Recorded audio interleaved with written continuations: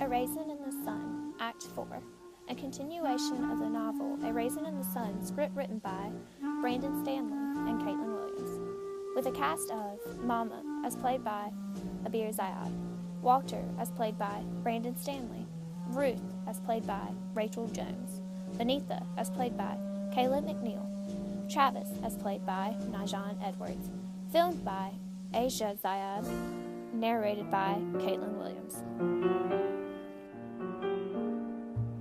As Mama is walking down the stairs of the old apartment building, she's overcome by memories. All of the work they put into the small rooms of the apartment was being left behind to some other family to deal with.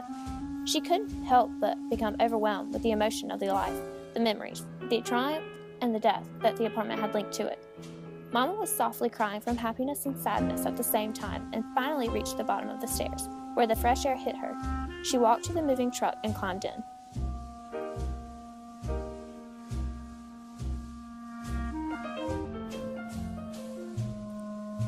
The moving men exit the front door of the new house of the younger family. We see Ruth, Walter, and Mama examining the rooms, walking around, looking for things that needed to be fixed, but couldn't seem to find any.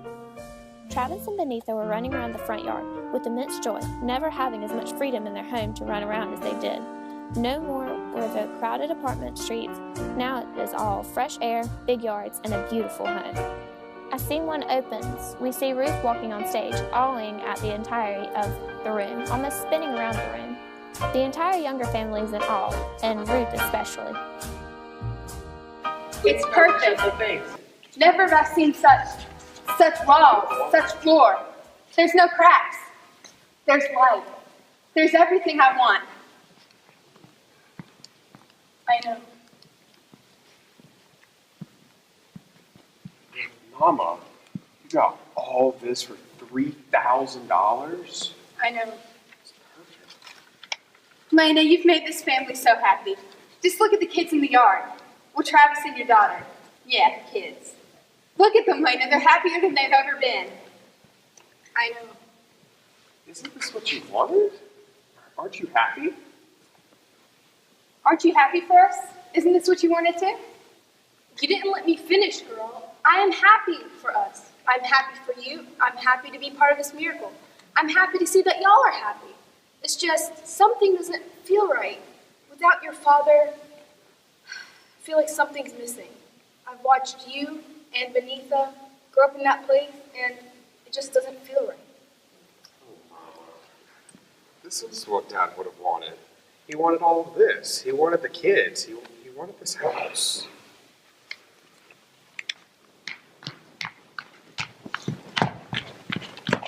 Daddy, I love it. Can we keep it? Of course we can, son. It's nice. Are you doing drugs? We could be asking you the same question. No, I'm just trying to take everything in. Don't tell me this is another one of your explorations, or you're taking things into consideration. Go ahead and unpack. It's not going to get itself done. Somehow I don't mind unpacking all this stuff. Woman says, somehow I don't mind unpacking. Ruth decided to wake up early and cook the first breakfast to make it big in their new house. Ruth quietly got out of bed as not to wake Walter and proceeded to the kitchen. There were still some boxes from the previous move-in day, and everyone took the night early. Ruth finished cooking the meal and called everyone to breakfast. Walter Lee, Travis, Benitha.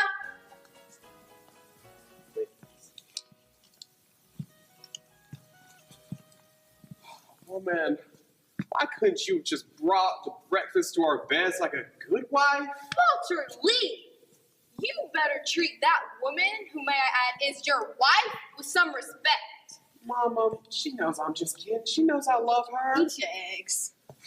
Woman says, eat your eggs.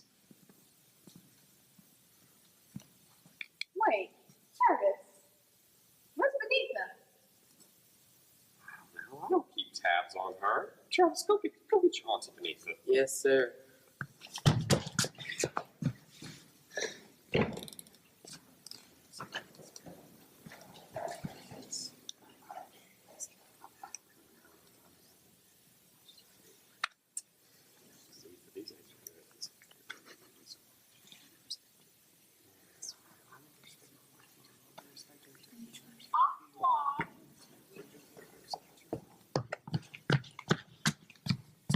She ain't up there and the shower ain't running. What do you mean, son? The shower ain't running and she ain't up there. What? Mama found a note on Benita's bed in her room, stating where she had gone. She had snuck out in the dead of the night and went to Africa to be with Ozagai and his tribe. She had finally made up her mind. She requested that they not look for her, that they not try to change her mind. Her boat was leaving at 4 a.m., and it's not like they can stop her. She told them in the note that she will return someday, and she will miss each and every one of them. She had left an almost will-like paper attached to the back of the note. It stated that she left her guitar to Travis, her riding clothes to Ruth, her camera equipment to Walter, and the sincerest apologies to Mama for how she had been all these years. Benita explained that she had requested her medical school information be transferred to a nearby village in Africa. She would obtain her degree there. At the very bottom of the note was a poem. What happens to a dream deferred? Does it dry up like a raisin in the sun, or fester like a sore, and then run?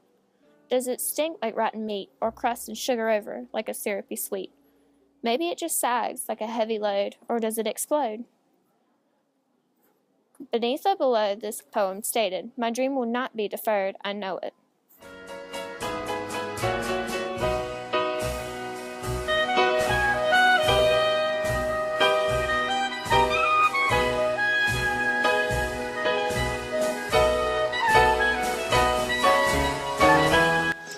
Girl, are you doing drugs? We could be asking you the same question. No, I'm just trying to take everything in. Don't tell me this is another one of your explorations and you're taking things into consideration. Ha! Girl, you don't even keep your own things to yourself.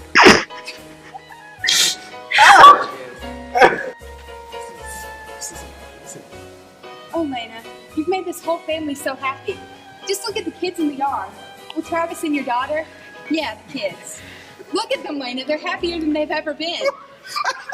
Stop the curtain! I was like, wait, no. What happened? I think